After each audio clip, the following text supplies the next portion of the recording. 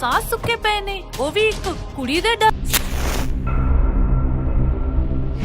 Sahabat, assalamualaikum. Semoga sehat selalu dan senantiasa berbahagia. Terima kasih ya sudah subscribe dan menyimak terus video-video LK21 Revive. Semoga Tuhan Yang Maha Esa selalu memberikan rezeki yang berkah dan berlimpah ruah tentunya untuk sahabat semua. Nah, kita sama-sama dulu nih para penonton setia LK21 Revive. Terima kasih nih ya buat Fadila Wayahah dari Madura, Tresia dari Kalimantan Timur, Nur Jamilah, Fadil Asya dari Medan, Lana Taufik dari Salatiga, Faiz Romadari dari Pasuruan, Atarongga dari Kisol Sere, Andarenda dari Pekalongan. Dan tentunya buat teman-teman semua yang belum Mimin sapa, nanti di next video ya. Oke, kali ini LK21 Revive akan membawakan sebuah alur cerita film yang berjudul Nedi Sing. Bagaimana keseruan filmnya? Dan gak perlu banyak basa-basi lagi, ini dia alur ceritanya.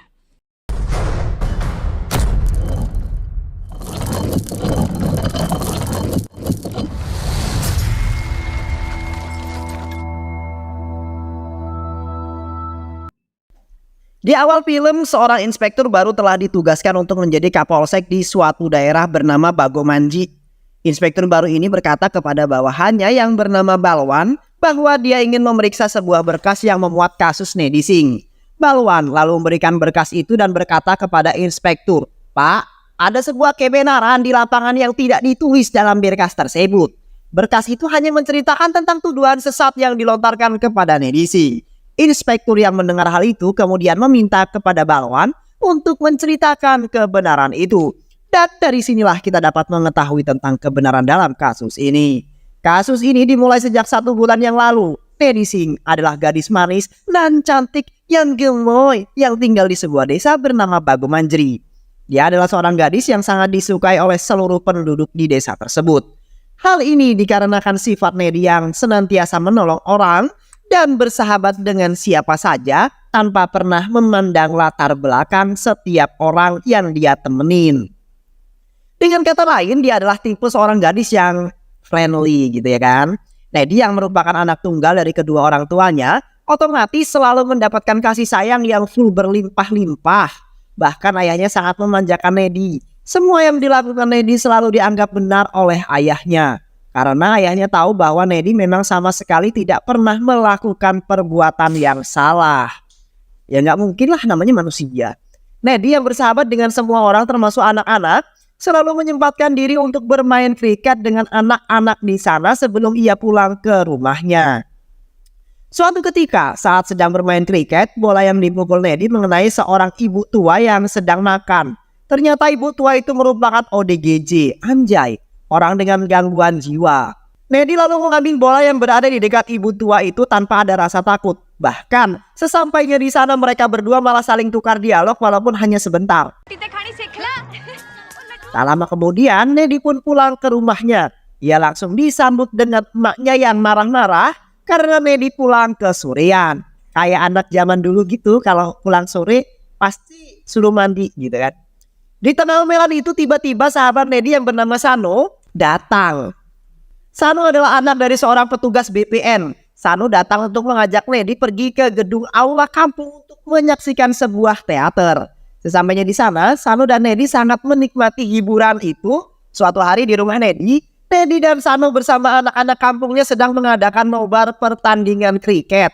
Mereka sangat menikmati acara itu, bahkan sesekali bersorak ria. Namun ternyata ibu Nedi tidak menyukai sifat Nedi yang seperti itu. Ibu Nedi bahkan mengusulkan kepada suaminya untuk segera menikahkan Nedi. Namun ayahnya malah tertawa melihatnya karena melihat tingkah konyol putrinya tersebut. Singkat cerita, kini Nedi sedang dijodohkan pada seorang laki-laki. Ibu dari pria menanyakan tentang keahlian yang dimiliki oleh Nedi pada kedua orang tuanya.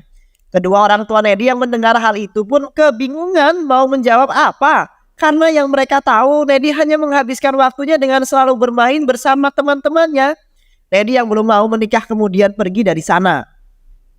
Ternyata ia pergi untuk mengambil pistol-pistolan miliknya dan malah membuat keluarga pria itu cabut dari sana. Ayah Nedi yang melihat kekonyolan putrinya itu hanya bisa tertawa bahagia. Nedi yang sangat mencintai ayah dan ibunya belum mampu berpisah dengan mereka. Itulah mengapa hingga saat ini Nedi belum mau menikah dengan seseorang. Di tempat lain terlihat seorang pria yang sedang menggoda beberapa gadis yang lewat di hadapannya.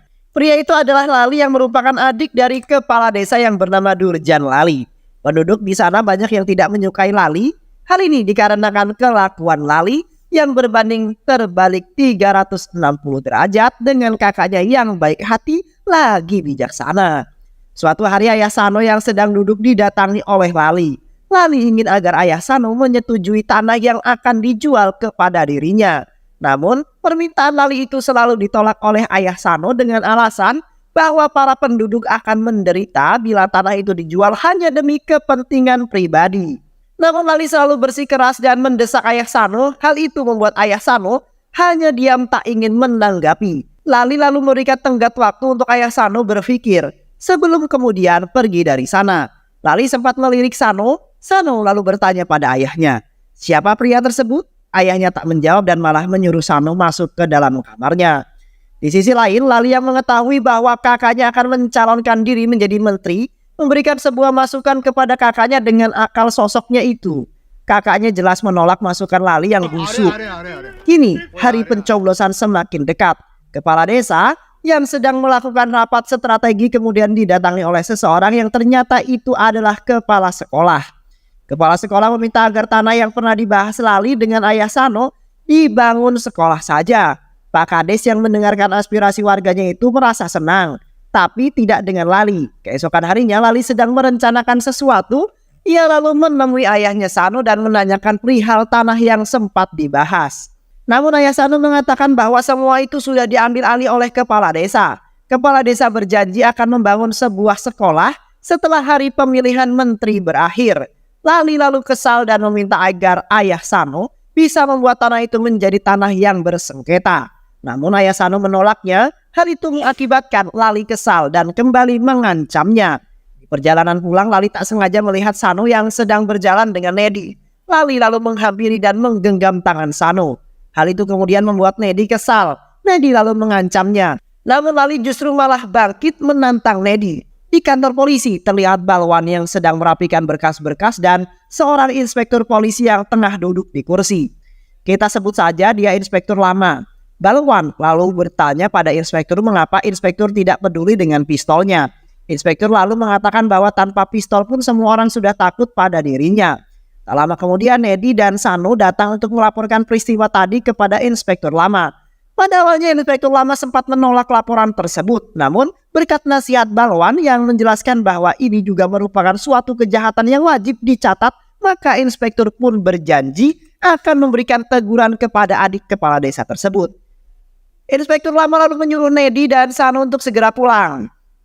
Namun bukannya menegur dan memberikan sanksi kepada Lali, inspektur justru menceritakan tentang dua gadis yang melaporkannya karena telah diganggu Lali. Lali yang mendengar hal itu kemudian berjanji bahwa ia akan mengurusnya. Keesokan harinya Nedi pergi untuk menemui ibu tua ODGJ tersebut untuk memberikan ibu tua ODGJ itu sekantung buah-buahan. Tak lama kemudian Sano menelponnya. Ia berkata kapan Nedi akan pergi ke rumahnya. Sebentar lagi aku akan pergi ke rumahmu, ujar Nedi. Sano yang masih menelpon Nedi kemudian mendengar suara ketukan pintu lalu membukanya dan ternyata itu adalah Lali CS coy. Sano yang takut akan kehadiran Lali kemudian berteriak memanggil Nedi. Nedi yang mendengar suara Sano yang sedang terancam dengan gercep mengayuh sepedanya hingga membuatnya sempat nyungsep jatuh ke tanah. Nedi lalu bangkit berlari sekuat tenaga untuk menemui Sano. Ternyata Lali kesal karena Sano telah melaporkannya ke kantor polisi. Lali CS yang melihat di rumah Sano sedang sepi, kemudian mengwik-wik Sano secara brutal. Anjay. Mereka terus bergantian untuk mengwik-wik Sano. Singkat cerita, Nedi sudah sampai di rumah Sano. Nedi terkejut melihat rumah Sano yang sudah berantakan. Betapa histerisnya Nedi ketika mengetahui bahwa Sano sudah lemas tak berdaya akibat diwik-wik secara brutal yang dilakukan oleh Lali CS. Sano terus menangis histeris di pelukan Nedi hingga akhirnya ia pingsan tak sadarkan diri. Nedi dengan segera langsung membawa Sano ke rumah sakit ditemani oleh ayahnya dan kepala sekolah. Sano yang sudah sadar terus-menerus menangis sambil menahan sakit. Ayah Sano yang sudah tiba di sana hanya bisa menangis. Mengapa hal tragis ini bisa menimpa putrinya? Nedi kemudian datang berusaha untuk menenangkan ayah Sano. Tak lama kemudian dokter datang dengan membawa kabar duka Dokter lalu meminta maaf dan berkata bahwa Sano tidak bisa diselamatkan dan kini sedang berada di sisi Tuhan Yang Maha Esa. Mudah-mudahan tenang ya. Ayah Sano yang mendengar itu kemudian menangis sejadi-jadinya. Di sisi lain, Inspektur Lama bersama anak buahnya datang ke rumah sakit untuk memeriksa kondisi Sano. Dokter lalu menjelaskan bahwa Sano telah meninggoy. Inspektur merasa lega dan memerintahkan anak buahnya itu membuat laporan kematian bahwa Sano tewas karena sengatan listrik. Nedi yang mendengar itu kemudian marah dan protes keras. Nedi menjelaskan bahwa Sano tewas karena diwik-wik secara brutal oleh Lali CS. Namun Inspektur Lama sekali tak mendengarkan penjelasan Nedi. Inspektur menganggap bahwa saat ini Nedi sedang melantur karena syok atas kematian sahabatnya. Tak lama kemudian dokter kembali datang mengunjungi Nedi. Namun kali ini dokter datang untuk memberikan laporan kematian Sano yang meninggal karena telah diwik-wik secara brutal. Nedi kemudian merundingkan masalah ini dengan orang-orang yang hadir di sana. Ayah Nedi mengatakan bahwa kasus ini harus segera dilaporkan ke polisi. Tapi Nedi menolaknya karena Nedi tak lagi mempercayai pihak kepolisian. Kepala sekolah lalu menyampaikan usulannya bahwa ada seseorang yang bisa memberikan keadilan pada kasus ini, yaitu Durjan, kepala desa kita. Singkat cerita, kini Nedi bersama semua orang-orang berbondong-bondong pergi menemui kepala desa. Kepala desa yang melihat rombongan orang itu lalu terkejut dan segera turun menghampiri mereka. Kepala desa lalu bertanya maksud dan tujuan mereka semua datang kemari. Nedi lalu menjelaskan bahwa Lali yang merupakan adik kepala desa telah membunuh Sano dengan mewik-wiknya hingga mautnya tiba. Kepala desa yang mengetahui hal itu kemudian marah, memanggil Lali dan langsung menamparnya tepat di hadapan mereka semua. Kepala desa meminta agar Lali segera ditahan. Kepala desa lalu meminta maaf kepada semua orang yang ada di sana. Ia juga berjanji akan menghukum Lali seadil-adilnya, walaupun Lali memiliki darah yang sama dengan dirinya. Tapi dia minta waktu hingga batas pemilihan selesai. Nedi lalu meminta agar kepala desa menepati janjinya. Nedi takut karena Lali adalah adik kepala desa, oleh karena itu akan membuat kepala desa berpikir lagi untuk menghukum Lali. Kepala desa hanya bisa terdiam dan melipat tangannya mendengar hal tersebut. Singkat cerita, kepala desa sedang melakukan kampanye. Dia mengeluarkan jurus janji 1000 janji bahwa jika ia berhasil terpilih menjadi seorang menteri, maka dia akan mensejahterakan rakyat di sana. Belusukan ke sana ke sini juga sudah dilakukan oleh kepala desa. Kini hari pemilihan pun tiba. Singkat cerita, kepala desa berhasil menjadi seorang menteri. Sementara itu di rumah Nedi, orang tuanya mengingatkan Nedi untuk lebih berhati-hati lagi mulai saat ini. Karena mereka tak ingin sesuatu terjadi kepada Nedi. Di saat yang bersamaan terdengar suara ketukan pintu. Ternyata yang mengetuk itu adalah kepala desa. Kepala desa lalu mengoreksi perkataan ayahnya Nedi bahwa mulai sekarang ayah Nedi harus memanggilnya Menteri Durjan Singh. Pak Menteri datang dengan maksud untuk memenuhi janjinya kepada Nedi. Pak Menteri lalu meminta laporan kematian Sano. Nedi tanpa curiga sedikit pun lantas memberikan bukti laporan itu. Dan mak diduga, mak disangkut, Pak Menteri justru merobeknya. Anjay, ya kalau sudah adiknya berbuat jahat, kakaknya ya mana mungkin lah nggak bela gitu ya kan. Semua orang terkejut. Pak Menteri lalu berkata bahwa kebaikannya selama ini hanya untuk memenangkan hati warga agar memilihnya menjadi seorang menteri. Lali tiba-tiba muncul sambil melipat tangannya seperti orang minta maaf. Pak Menteri menyuruh Lali untuk menunjukkan kepada mereka apa itu keadilan yang sebenarnya. Keempat teman Lali kini telah datang. Lali CS lalu menyerang keluarga Nedi. Ayah Nedi berusaha melawan dan menghadang mereka. Sementara ibunya menarik Nedi untuk segera mengamankan diri ke dalam rumah. Namun ayah Nedi yang bukanlah seseorang Superman tidak mampu melawan mereka semua. Mereka lalu menyiksa ayah Nedi hingga babak belur. Mereka juga turut menyiksa ibunya Nedi hingga terluka parah. Sementara Nedi hanya bisa menangis melihat kedua orang tuanya yang tengah disiksa. Nedi kemudian berhasil ditangkap dan dipaksa untuk menyaksikan kekejaman yang dilakukan oleh Lali. Lali lalu mengambil sebuah kapak dan mengkampak punggung ayah Nedi. Nedi yang menyaksikan kekejaman itu tak berdaya dan tak mampu berbuat apa-apa. Ya Allah, mengenaskan sekali bro. Nedi yang lemas karena histeris kemudian diseret ke dalam gudang untuk diwik-wik. Anjay gak sih? Namun Nedi yang meraba-raba gudang berhasil mengambil sebuah parang. Nedi bangkit luka, marah dan mengeluarkan kekuatannya. Nedi berhasil menebas dan menghabisi satu persatu teman-teman Lali dengan parang yang ada di tangannya. Kini hanya tersisa 3 orang lagi termasuk Lali. Di tengah hujan yang tiba-tiba turun, mereka saling mengawasi satu sama lain. Namun ternyata Lali dan kedua temannya ketakutan dan memilih untuk melarikan diri. Nedi mengejar mereka. 1 orang berhasil dihabisi dan 1 orang lagi berhasil dilumpuhkan dalam kondisi sekarat. Kini hanya tinggal Lali seorang. Namun Lali berhasil melarikan diri. Nedi melampiaskan kemarahannya dengan menghantam batu tepat ke kepala teman Teddy yang masih sekarat. Nedi kemudian kembali ke dalam rumah. Dia sangat histeris dan terpukul melihat ayah dan ibunya yang sudah tewas terbujur kaku di lantai. Nedi kini telah kehilangan orang yang sangat dicintainya. Beberapa saat kemudian semua orang datang dan menyaksikan pembunuhan itu, namun Nedi sudah pergi dari sana. Inspektur lama dan anak buahnya turut hadir ke TKP. Inspektur meminta agar anak buahnya menulis laporan tentang Nedi yang sakit jiwa kini membantai habis seluruh keluarganya. Anjay, inspektur goblok. Patut ini dibantai habis, digoreng. Mereka semua yang ada di sana tak percaya karena Nedi selama ini dikenal sebagai anak yang baik hati. Namun Durjan dan adiknya Lali datang menyebarkan fitnah dan menghasut warga bahwa Nedi kini benar-benar sudah gila. Bahkan Nedi sempat menuduh adiknya Lali sebagai pelaku pemerkaos terhadap dirinya. Durjan juga meminta agar tidak ada satupun warga yang mau melindungi Nedi. Keesokan harinya, jasad ibu dan ayah Nedi hendak dikremasi. Lali sengaja datang untuk melihat apakah Nedi akan hadir di sana. Namun Lali tak melihat kehadirannya, padahal Nedi sebenarnya hadir melihat proses pengkremasian kedua orang tuanya dari kejauhan. Hari demi hari terus berlalu. Sebagian besar warga di sana terus membicarakan tentang Nedi. Mereka masih tak percaya jika dengan apa yang dituduhkan kepada Nedi. Sementara itu di rumah Durjan, terlihat Lali yang masih terus-menerus gelisah lantaran Nedi masih belum ditemukan. Durjan mencoba menenangkan Lali dan berjanji akan segera menangkap Nedi. Nedi ternyata sedang bersembunyi di sebuah tempat. Nedi ketakutan karena mendengar langkah kaki orang yang hendak datang menghampiri dirinya. Ternyata orang itu adalah ibu tua yang selama ini dikira ODGJ oleh Nedi dan warga setempat. Ibu tua itu membawakan Nedi sepiring makanan. Ya Allah, sebuah kebaikan pasti akan dibalas kebaikan. Dan ibu ODGJ ini tahu. Gila gak sih kalau pernah dibaikin sama si Nedi? Masya Allah. Nedi lalu memakannya dengan sedikit belepotan. Melihat Nedi yang seperti itu, ibu-ibu itu pun kembali mengatakan perkataan yang dulu Nedi ucapkan. Udah tua kok ya makan nasi sambil belepotan. Majleb. Nedi lalu terkejut dengan kata-kata ibu tua itu. Ibu tua lalu meminta agar Nedi makan dengan lahap agar Nedi kuat menghadapi kenyataan. Pernah merasakan apa yang Nedi sedang alami saat ini. Pada kenyataannya aku adalah orang yang waras. Aku bukanlah seseorang ODGJ. Namun aku difitnah dengan tuduhan bahwa aku telah sakit jiwa dan dengan kejam membunuh anakku sendiri. Aku difitnah selayaknya yang sedang dialami Nedi.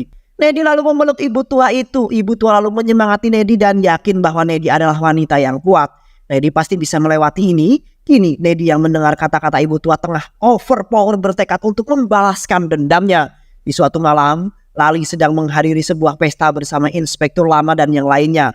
Mereka sedang bergembira dan mabuk-mabukan di sana. Singkat cerita, kini Lali sedang mengendarai mobilnya untuk pulang ke rumah. Namun di tengah jalan ia menyadari ada seseorang yang sengaja menutup jalan dengan menaruh tumpukan-tumpukan batu di tengah jalan. Lali kemudian turun dengan sempoyongan berusaha untuk menyingkirkan batu-batu itu, namun secara tiba-tiba Nedi sudah memegang kemudi mobil Lali. Lali yang melihat Nedi langsung terkejut. Nedi langsung bergegas mobilnya untuk menabrak Lali. Lalu kemudian terbang dan tersungkur. Nedi masih tidak puas. Nedi lalu mengundurkan mobilnya dengan sengaja untuk melindas kaki Lali. Lali masih bisa bergerak berniat untuk kabur menyelamatkan diri. Namun Nedi kembali mengegas mobilnya hingga menjepit Lali yang membuatnya tewas ketika kini Lali tewas mengenaskan di tangan Nedi. Esokan harinya Durjan dan inspektur bersama jajarannya datang ke TKP. Durjan telah mengira pasti ini adalah perbuatan Nedi. Durjan meminta agar inspektur segera menangkap Nedi jika dirinya tak ingin bernasib sama dengan Lali. Inspektur yang ketakutan kemudian kembali ke kantornya untuk mengambil pistol yang selama ini tidak ia pedulikan. Balwan yang ada di sana pun menanyakan hal tersebut, mengapa sekarang inspektur membutuhkan senjatanya. Namun inspektur malah memarah-marahi Balwan dan segera pergi untuk mencari Nedi. Dia keliling-keliling bertanya kepada semua orang tentang keberadaan Nedi, namun nihil. Tak ada satupun warga yang menjawab bahwa mereka mengetahui keberadaan Nedi. Inspektur lama menduga bahwa warga pasti melindungi Nedi. Ya iyalah, gila aja sih aparat yang gak jelas, gak bisa menerapkan hukum yang benar, kemudian mau tanya orang yang memang betul-betul baik. Dan benar saja ternyata saat ini Nedi tengah bersembunyi di rumah Ayah Sanu. Ayah Sanu yang mengetahui bahwa Nedi berhasil membunuh Lali mengucapkan terima kasih yang sebesar-besarnya. Ayah Sanu juga mendoakan semoga Nedi diberikan umur yang panjang. Nedi justru malah mengatakan hal demikian. Aku tidak butuh pungli yang panjang. Aku hanya butuh keadilan. Anjay. Di malam harinya di kantor polisi, terlihat inspektur lama yang sedang menghisap bubuk merica. WKWKWKW. Namun inspektur langsung terkejut ketika Nedi muncul di hadapannya. Balwan, Balwan, Balwan, ujar inspektur yang memanggil Balwan untuk segera menangkap Nedi. Nedi lalu mengatakan pada polisi-polisi di sana, sejatinya tidak seperti dirimu. Mereka semua telah pergi untuk memuluskan rencanaku membunuhmu. Inspektur yang tengah nge-fly, Sakau kemudian menembakkan pistolnya kepada Nedi. Namun Nedi mengatakan bahwa pistol itu adalah pistol kosong. Balwan telah mengeluarkan isi peluru di saat dirimu tengah lengah. Nedi lalu menghantam inspektur hingga ia tak sadarkan diri. Inspektur lama yang telah sadar kini mendapati dirinya yang telah disandera oleh Nedi. Matilah kau. Inspektur lama lalu mengemis kepada Nedi agar Nedi mengampuni dirinya. Inspektur lama juga menjelaskan ia melakukan semua ini atas perintah dari Durjan. Tapi Nedi tidak menghiraukannya sama sekali. Nedi lalu mengambil dirijen bensin dan menyiramkannya pada inspektur lama. Nedi keluar, mengunci pintu sel tahanan lalu menyalakan api dan melemparnya kepada inspektur lama. Inspektur lama kini tewas, terbakar dan gosong. Makan tuh, mati kamu. Matilah. Dirinya telah menjadi abu gosok di dalam sel. Scan kemudian kembali ke masa kini. Setelah mendengarkan kisah Nedi dari Balwan, inspektur baru meminta Balwan untuk membawakannya menemui Nedi. Balwan dengan senang hati akan mengantarkan inspektur baru asalkan dirinya berjanji tak akan menangkap Nedi. Singkat cerita, kini Balwan telah mempertemukan inspektur baru dengan Nedi. Inspektur minta agar Nedi menyerahkan diri dan dia berjanji akan memberikan keadilan untuk Nedi. Namun Nedi menolaknya. Nedi akan meraih keadilan dengan tangan dan caranya sendiri. Inspektur menjelaskan bahwa cara yang dilakukan Nedi itu salah. Namun Nedi menuliskan sebuah angka di lantai. Nedi bertanya, angka berapakah ini? 9, ujar inspektur. Namun jika kau berada di posisiku, ini adalah angka 6, ujar Nedi. Lalu dengan bijaknya menjelaskan kepada inspektur baru itu bahwa saat ini kita sedang berada di jalan yang benar walaupun berada di posisi yang berbeda. Kau benar di tempatmu dan aku benar di tempatmu. Oleh karena itu mulai saat ini kita akan lakum dinukum waliyadin. Inspektur baru yang mendengar hal itu lalu pergi bersama Balwan. Di sisi lain, di kediaman Durjan, dirinya sangat kesal karena telah kehilangan 2 kaki tangannya yaitu Lali dan inspektur lama.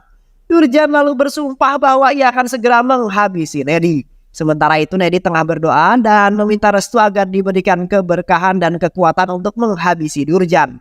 Di lain sisi, Durjan diberitahu anak buahnya bahwa mereka telah berhasil menemukan Nedi. Nedi yang sedang membasuh wajahnya kemudian digerebek oleh anak buah Durjan. Namun Nedi tak kehilangan akal. Dia lalu mencabut kabel PLN dan melemparnya ke dalam lumpur tepat di mana anak buah Durjan berada. Dan kini mereka semua tewas karena tersetrum listrik. Entar siapalah ya yang akan bayar listriknya itu. Woi. Inspektur baru kemudian mendapatkan laporan bahwa ada salah seorang warganya yang sedang bentrokan. Nedi lalu keluar dari tempat persembunyian dengan sebuah pistol yang didapatkannya karena menang giveaway. Nedi lalu menembakkan pistol untuk menghabisi anak buah Durjan satu demi satu yang terus saja memburunya. Nedi sempat terpojok karena berhasil ditodong oleh anak buah Durjan. Namun Nedi dengan gesit berhasil merebut pistol itu dan membunuh anak buah Durjan. Aksi kejar-kejaran terus terjadi. Kini Nedi berhasil sampai di pemukiman penduduk. Anak buah Durjan masih mengejarnya.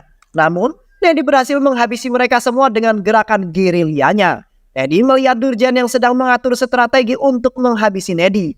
Nedi yang melihatnya langsung membidik Durjan dan menembaknya. Namun sayang tembakan Nedi meleset dan hanya membunuh anak buah Durjan. Mereka lalu membalas tembakan Nedi dan adu tembak pun terjadi. Peluru mereka berhasil menghujam tangan Nedi. Namun Nedi dengan nekatnya berlari sambil menembak mereka. Durjan dan anak buahnya berhasil menembak Nedi. Perut Nedi mulai bersimbah darah dan secara perlahan lemas jatuh tersungkur. Durjan yang melihat itu sangatlah senang karena Nedi telah tewas berhasil dibunuh. Durjan kemudian memanggil semua warga dan mengumumkan bahwa dirinya telah berhasil menghabisi Nedi yang selama ini meneror warga yang selama ini meneror kepolisian. Durjan lalu menambahkan mau tidak mau, suka tidak suka, kini dirinya lah yang akan menjadi penguasa dan kalian harus menerimanya. Balwan bersama inspektur baru kemudian datang ke TKP. Mereka sedih karena menyaksikan Nedi yang tersungkur bersimbah darah. Namun secara tiba-tiba Nedi yang masih memiliki hutang karena belum membayar listrik PLN yang tadi untuk nyetrum anak buahnya si Durjan kemudian bangkit dari kuburnya dan membuka matanya. Inspektur baru yang menyadari hal itu langsung melemparkan pistol kepada Nedi. Nedi lantas mengambil pistol itu, dia lalu berdiri dan boom, headshot. Chain slugger. Peluru Nedi tepat menembus kepala Durjan dan Durjan tewas seketika. Inspektur baru bersama Balwan lalu cabut pergi dari tempat tersebut. Sementara seorang anak kecil datang meraih Nedi yang sedang menahan rasa sakit. Semua orang di sana bertepuk tangan atas keberanian Nedi yang berhasil membalaskan dendamnya. Di saat bersamaan juga mereka membantu Nedi agar segera diobati. Balwan yang sedang bersamaan dengan inspektur baru kemudian bertanya, apa yang harus kutulis di dalam laporan, Pak?